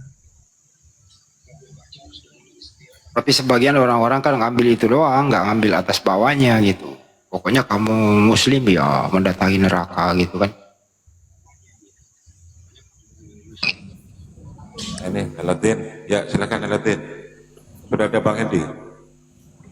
Ya gimana host? Ya silakan anak Teos naik. Mau diskusi Itu apa? konsep ketuhanan tuh, konsep ketuhanan silakan dibahas berdua. Konsep Tuhan yang benar ya. Konsep Tuhan yang benar. Oh, iya. Silakan Aladin, Muslim, Kristen nggak dia?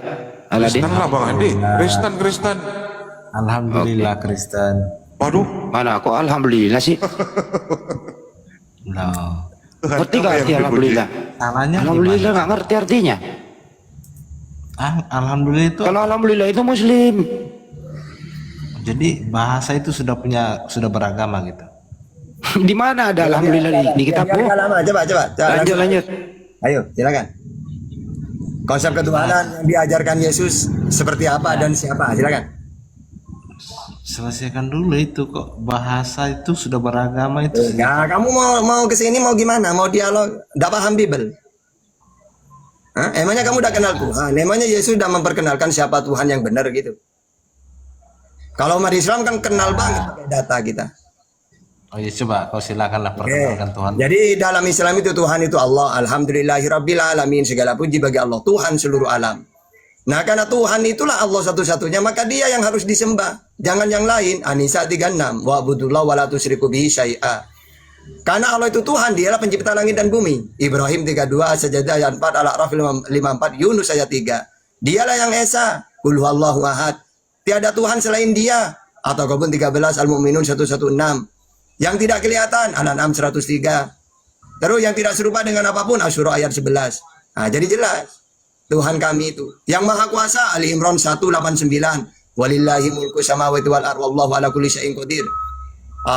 Milik Allah lah kerajaan langit dan bumi, dan Dia Maha Kuasa atas segala sesuatu, yang menghidupkan dan yang mematikan segala sesuatu. Huwa yuhyi wa yumiit. Nah, sekarang Tuhan yang dikenalkan Yesus siapa? Silakan. Silakan bro. Ya, di kekristenan itu Tuhan yang benar itu adalah Tuhan yang menyelamatkan umatnya, yang sanggup menyertai umatnya. Pakai data. Makanya sebentar dulu, sabar dong. Ada bentar, agak berisik sini bentar ya.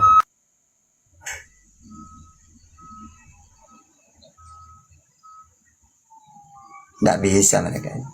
Pasti akan melawan Bible-nya.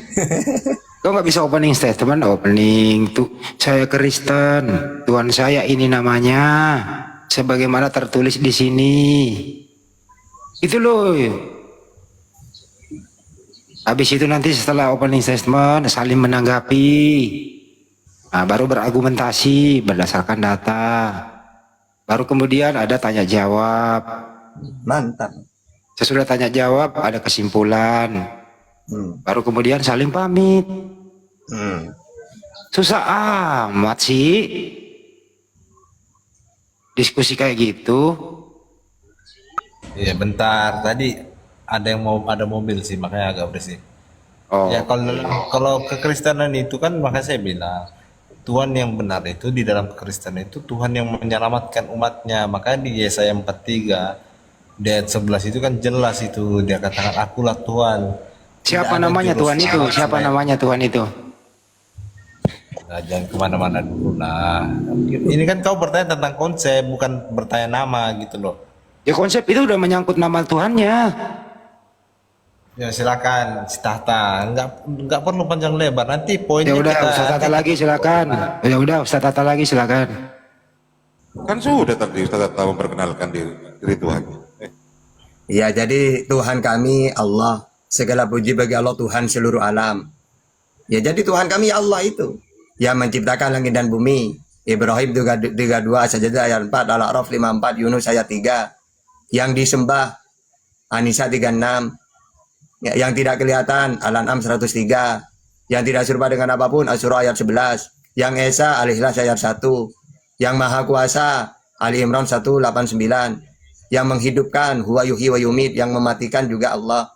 Jadi jelas kan, namanya jelas, seperti apa, bagaimana, jelas. Nah kalau kamu nama dulu siapa, nama Tuhannya siapa, seperti apa, bagaimana, silakan. Ya, kalau di dalam kekristenan itu kami mengenal yang namanya Tuhan itu adalah Tuhan Yesus. Tuh, bukan Tuhan-Tuhan yang lain. Apalagi yang kamu tanyakan? Saya jawab simpel aja, nggak perlu. Oke, kata kamu Tuhan itu Yesus. Kata Yesus, Tuhan itu Allah Bapa. Matius 11:25. Yang tidak kelihatan, Yohanes 5:37.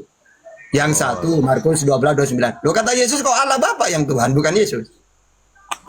Iya, tapi namanya situ ada nggak dijelaskan situ namanya siapa, kan nggak ada.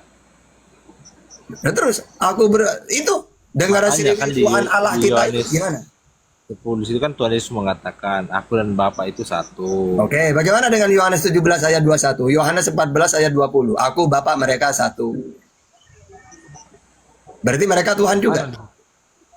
Ya itu, Enggak, Yohanes 17 ayat 21. Berbeda, dia bukan itu kan di situ kan dia artinya satu hakikat begitu, bukan. Loh, berarti mereka satu juga. Kan mereka satu juga. Aku di dalam Bapa, mereka di dalam aku, agar mereka di dalam kita. Aku Bapa, mereka satu. Aku di situ yang berkata itu siapa? Yesus. Aku Bapa, mereka satu. Aku di situ Yesus. Aku Bapa, mereka satu. Iya, mereka itu siapa di situ? Mereka murid-muridnya yang beriman kepada Yesus sebagai utusan. Sesuai dengan Matius 15:24. Mungkin kau mengatakan kenapa kau satukan bahwasanya muridnya itu adalah Tuhannya? Loh, kan Yesus yang ngomong. Yesus yang ngomong. Terus kamu mengatakan aku dan Bapa satu. Di situ dikatakan murid itu juga Tuhan. Nah, terus di mana kamu ayatnya aku dan Bapa satu? Ayo, saya tahu. 10:30 itu gimana sih? Oke, terus dengan mereka gimana di ayat yang lain?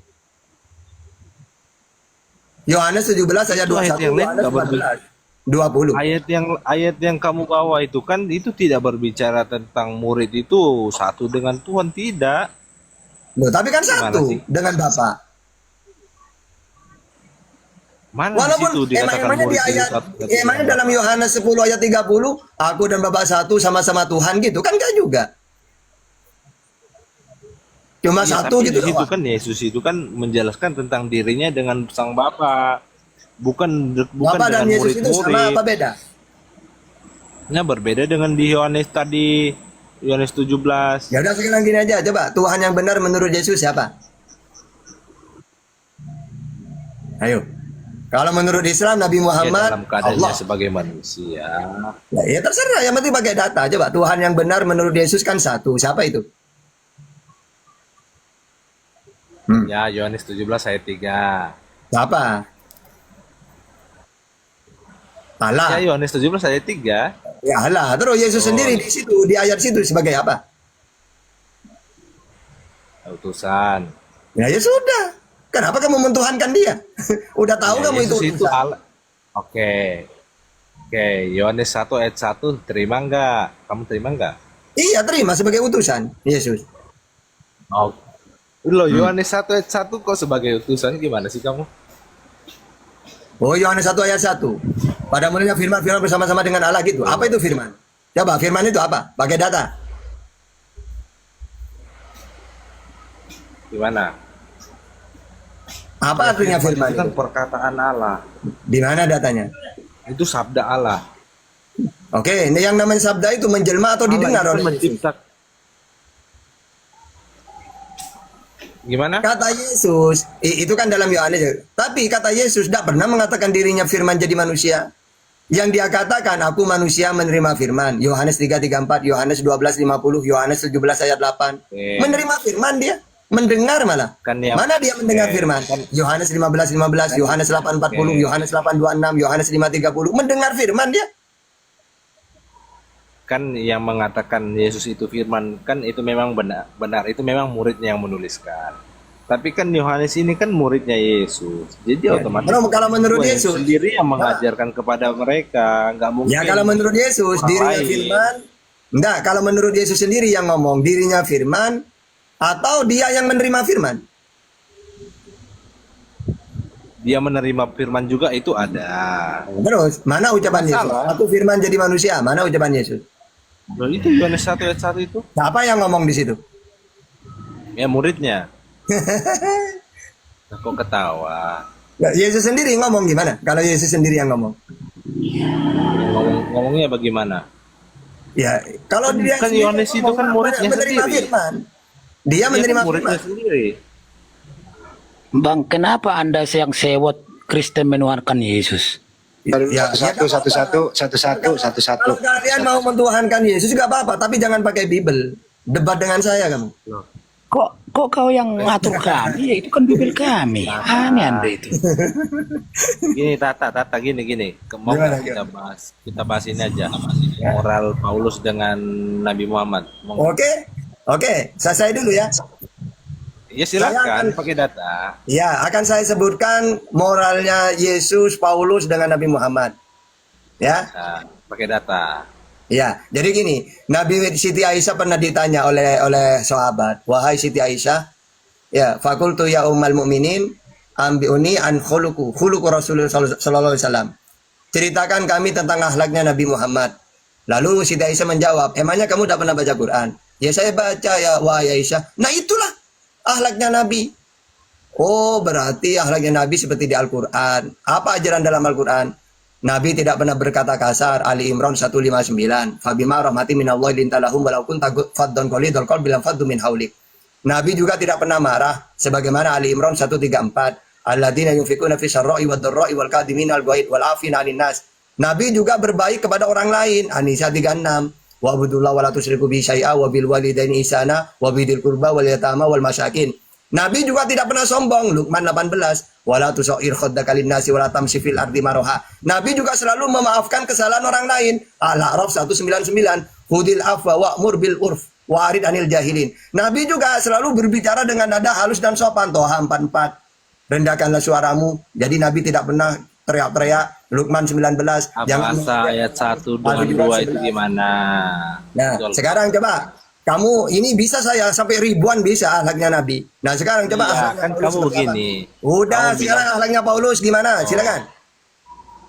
Kamu mengatakan tadi Muhammad tidak Macet. Baca Abasa. Kalau saya akhlaknya Paulus, Paulus ini nabi palsu yang diceritakan oleh Yesus. Ini saya pakai data bisa. Gimana? Ini gimana? Saya belum ngomong kau sudah Ya silakan. tantrum. Gimana? Silakan giliranmu coba. Mana akhlaknya Paulus? Silakan pakai data. Sebentar, itu perkataanmu tadi. Saya Mau lagi ditanya bro. Dengerin pertanyaannya. Kamu lagi ditanya akhlaknya Paulus itu akhlak Paulus itu ya. Perilaku Paulus silakan. Paulus sebelum dia menjadi Kristen. Pakai data. Iya sabarlah. Sebentar, ini yang saya ceritakan dari Bible ini. Saya bukan umat hafalan. Nah, silakan. Sebelum dia menjadi Kristen itu dia memang itu menganiaya pengikut Kristus. Di mana datanya? Tapi setelah sebentar dulu baca kisah para rasul 9, 10. Kok mana data? Katanya paham Bible. Itu aja kok nggak tahu. Oh jadi akhlaknya Paulus penganiaya ya. Jadi akhlaknya Paulus penganiaya. Saya belum selesai. Kok yang sendiri yang ngomong loh? Bentar. Justru kebalik sebelum Muhammad mengenal Paulus dulu selesaiin. Paulus dulu selesaikan. Diam dulu kawan Kau diam dulu lah. Ya, selesaiin dulu Paulus. Sebentar dulu. Sebelum Rasul Paulus itu mengikuti Kristus menjadi Kristen, dia itu menganiaya orang. Nah, tetapi setelah dia mengikuti Kristus, dia jadi Kristen, dia nggak pernah membunuh orang. Menganiaya orang itu nggak pernah, artinya dia bertobat. Nah berbeda dengan Muhammad. Di mana? Nggak usah dulu. Tadi saya sifat-sifat dulu. Sifat-sifat dulu. Nah kalau saya mau, saya bisa pakai Bible. Bagaimana akhlaknya Yesus? Iya, ya silakan. silakan. Yesus saya bisa. Ayo, silakan. Hah? Iya, makanya itu yang kita diskusikan. Ya pakai data, nggak apa-apa, nggak masalah. Jadi izin dulu Ustaz, jadi Paulus itu mantan pembunuh ya? Ya kan dia bertobat, salahnya di mana? Saya nggak tanya tobatnya, saya nanya dia mantan pembunuh. Saya juga buktikan Muhammad. Gini loh. Gimana sih? Kita harus pakai data gini. Misalnya tadi kan saya baca akhlaknya Nabi Muhammad, memaafkan, berbuat baik kepada orang lain, merendahkan suaramu. Kamu cari ayat-ayat seperti itu. Misalnya Yesus. Yesus ini dalam Lukas 19 ayat 27. Akan tetapi semua seteruku ini yang tidak suka aku menjadi rajanya, bawalah dia kemari, bun-bun dia. Atau Matius 10 ayat 34. Jangan kamu menyangka bahwa aku datang untuk membawa damai. Aku datang membawa pedang. Atau Lukas 12 ayat 51. Kamu menyangka bahwa aku datang untuk membawa damai. Tidak. Aku datang membawa pertentangan. Atau Lukas 14 26. Kalau kamu ingin menjadi muridku, bencilah kedua orang tuamu, kata Yesus. Nah cari ayat-ayat kayak gitu. Gitu loh. Atau Yesus mengatakan, Lukas 24, 29. Lalu Yesus berkata kepada mereka, hai kamu orang botol. Atau kepada wanita itu, kamu wanita, guguk. Nah itu akhlak itu. Gitu loh. Kamu enggak. Belum kamu pakai ayat-ayat tentang Paulus. Malah langsung lari ke Nabi Muhammad. Silakan, gimana sifat-sifatnya Paulus? Saya geser dulu ya, saya dipanggil jadi moderator, nggak enak deh. Saya geser dulu bentar ya, saatnya ntar balik. Assalamualaikum warahmatullahi wabarakatuh. Waalaikumsalam. Ayo silakan. Ya, moderatornya jangan di mute dulu dong. Gimana? Iya silakan pakai data ya, pakai data silakan. Ya, kamu tadi kan membawa tentang perkataan Tuhan Yesus kan. Yang dia bilang jangan kamu menyangka aku datang membawa pedang kan, membawa damai kan. Itu bukan main pedang-pedang yang benaran. Itu bahasa, itu kalimat majas itu. Makanya di Ibrani 4 ayat 11 12 itu yang dimaksud itu bukan pedang-pedang benaran, itu pedang yang artinya pengajaran. Kalau orang guguk itu sebentar dulu. Ini gimana sih dijawab kok? Ya silakan. Itu Tuhan Yesus itu bukan datang main pedang-pedangan kayak preman di padang pasir, enggak. Dia bukan datang menjadi perampok. Dia datang itu, makanya di Ibrani 4 itu ayat 11 itu dijelaskan. Gimana datanya? Sebentar, itu di Ibrani 4 itu dijelaskan. Yang dimaksud, kok diam dulu dong, gimana sih? Itu dikatakan itu bukan pedang-pedang sungguhan. Kalau ngomong wanita itu guguk, itu perumpamaan juga, majas juga itu. Saya nggak katakan semua itu majas. Yang kamu kutip itu yang saya katakan, itu yang saya maksud, itu yang saya jelaskan. Itu nggak berbicara tentang pedang sungguhan. Terus kalau dia mengatakan orang itu botol, coba diam dulu. Mengatakan orang botol itu beneran? Coba diam dulu. Iya silakan. Kamu udah pertanyaanku kemarin aja kamu nggak bisa jawab, Tata. Lo tak jawab pakai Quran dan Bible kalau kamu nanya. Jangan framing lah, Latin. Waduh. Lo serius? Aku ada satu PR, dia nggak pernah bisa jawab. Iya, jangan framing. Ini di komanku yuk. Coba tak jawab pakai Quran dan Bible. Ayo, apa pertanyaannya? Open cam tadi Tata, bila algoritma TikTok ini meningkat Ustaz. Kalau bisa. Oke, Bang Tata, mau nggak lanjut pertanyaanku yang dulu? Ya silakan, ayo. Oke. Apa pertanyaannya? Oke, silakan, sebentar ya. Silakan. Lanjutkan bertanya. Iya, tak jawab pakai Quran dan Bible ayo. Iya memang. Sebentar. Soalnya saya sering kejar kamu karena kamu punya satu PR. Jangan dikejar. Saya memang pingin umat Kristen saya kontrak bertanya. Ayo, tak kontrak kamu sendiri. Oke, silakan. Surah Al-Baqarah surah 2 ayat 97 silakan dibaca. Ya, kenapa? Langsung tanya. Baca dulu, nanti saya ajukan pertanyaan, baca dulu. Lah iya, kamu baca yang tidak kamu paham apa? Loh, kok kenapa kok nggak mau baca? Ini gimana sih? Tinggal dibaca kok. Iya, surat apa? Surah 2, surah Al-Baqarah ayat 97 baca. 97. Qul man kana aduwwan li Jibril fa innahu nazalahu ala qalbika biidznillah. Terus kenapa? Katakanlah Muhammad. Oke, sekarang An-Nahl ayat 102. Kayak kenapa? Iya, baca An-Nahl dulu, baca. Ya enggak, Al-Baqarah satu-satu dulu. Iya kan sudah, iya kok baca dulu An-Nahl baru. Ini ayatnya memang 2. Nanti aku ajukan pertanyaan. Ya satu terus kamu nanti enak. Ya. Baca An-Nahl 102. Ya coba kamu baca, enak banget kamu. Loh kan Al-Quran, baca Al-Quran dapat pahala bro. Iya. Kamu? Bacalah. Ya kenapa? Qul nazalahu ruhul qudus sama. Terus kenapa? Oke, di Al-Baqarah kan, di situ kan Jibril yang membawa wahyu kan. Kemudian di Iya, An-Nahl itu Ruhul Kudus. Oke, pertanyaan saya, yang mana yang membawa wahyu kepada baginda, Jibril atau Ruhul Kudus? Silakan. Oke. Jadi gini, Bang. Nama malaikat kenapa? Datanya mana? Oke. Jadi, malaikat Jibril ini punya beberapa nama. Ya, di antaranya Ruhul Amin. Coba baca. Datanya dari mana? Datanya. Asy'ara ayat 93, 193. Oke, Nazala bihi Ruhul Amin, yang dibawa turun oleh Ruhul Amin, yaitu Jibril. Kadang-kadang Jibril itu diberi nama Ruhul Kudus. An-Nahl ayat Mana? 102. Datanya di mana? Ini Kul nazalahu Ruhul Kudus. Gimana sih kamu? Tenang dulu. Ya. Gini sebentar, gini Tata, gini loh. Tunggu biar enak, dulu, gini. ini tak jelasin. Dengerin. Kamu itu, udahlah kamu saya kontrak seumur hidup bertanya. Nama Jibril ini dalam Al-Quran, pertama, Ruhul Amin. Mana datanya? Asy-Syu'ara ayat 193. Yang kedua, nama Jibril dalam Al-Quran disebut Ruhul Kudus. Mana datanya? An-Nahl ayat 102. Atau disebut apa? Syadidul Quwa. An-Najm ayat 4. Wa ma yantiqu anil hawa in huwa illa wahyu yuha allamahu syadidul quwa, yang dibawa oleh Syadidul Quwa Jibril. Jadi nama Jibril semua itu Ruhul Kudus, Ruhul Amin. Datanya Atau mana? langsung nama Jibril kayak tadi Al-Baqarah itu. Udah. Begini loh, begini. Valid ya pendeta ya, Ustaz Tata ya, valid ya. Tadi udah disampaikan datanya bahwa Roh Kudus ini adalah, sebentar dulu sahabat Aladin. Tadi Ustaz Tata luar biasa valid berdasarkan data bahwa Roh Kudus ini adalah di dalam Islam ini. Kapan saya menghujat baru ngomong? Saya ini baru bernapas saya bilang menghujat. Baru bernapas sudah menghujat. Sebentar Pak Aladin. Ini Ustaz Tata luar biasa. Tadi Ustaz Tata ditanya ketika mana dalilnya, langsung disampaikan dalil-dalilnya dari Al-Quran tentang siapa Jibril gitu. Tapi gini Ustaz, sabar Aladin.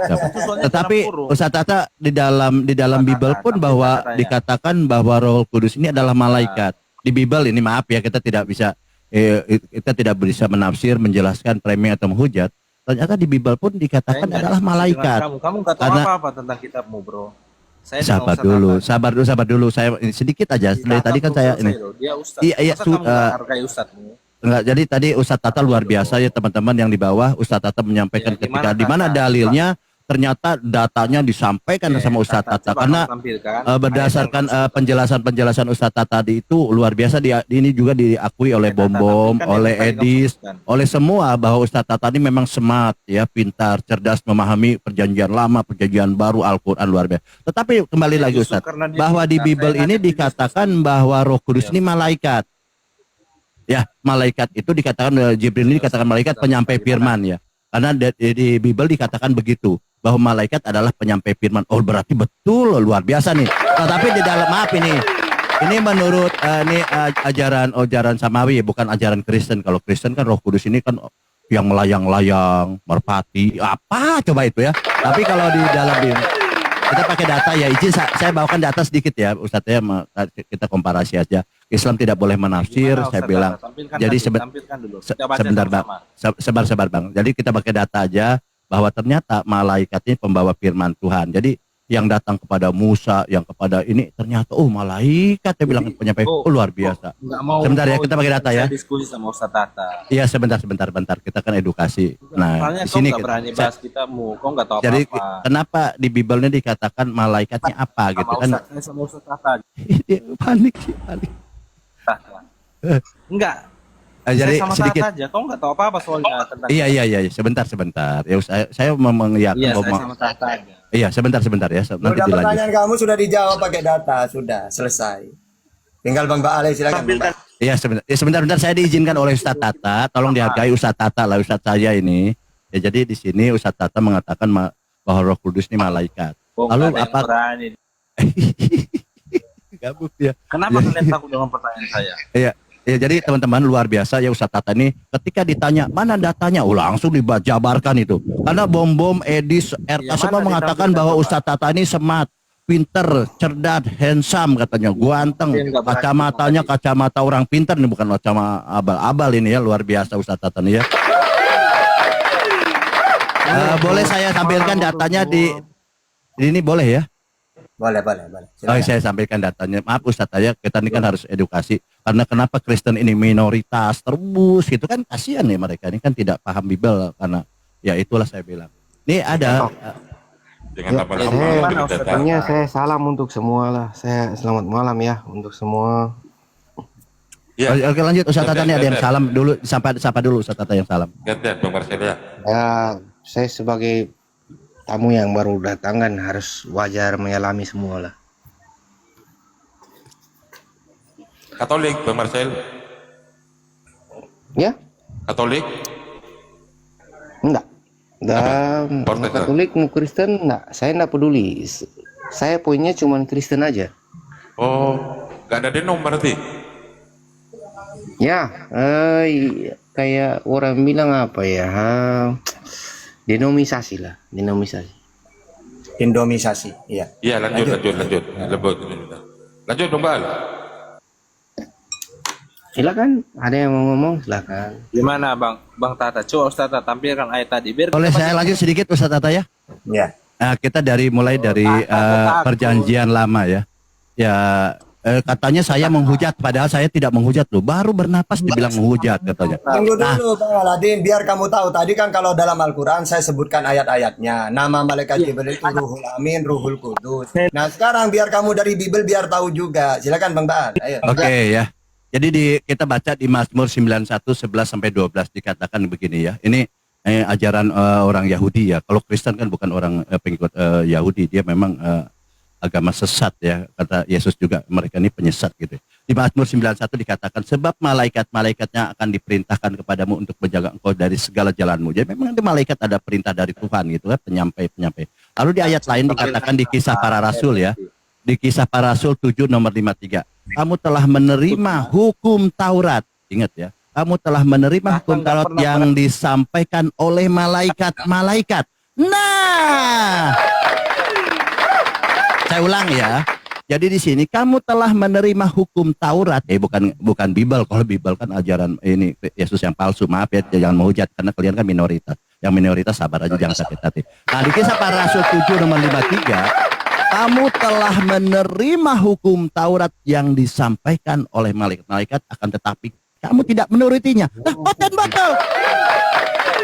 Ini sudah disampaikan. Itu data bahwa malaikat ini penyampai firman. Gitu. Lalu di Kisah Para Rasul 10:4 katakan, ia menetapkan malaikat itu dan dengan takut ia berkata, ada apa Tuhan? Jawab malaikat itu, semua doamu dan sedekahmu telah naik ke hadirat Allah. Dia bilang. Jadi malaikat ini adalah perantara Allah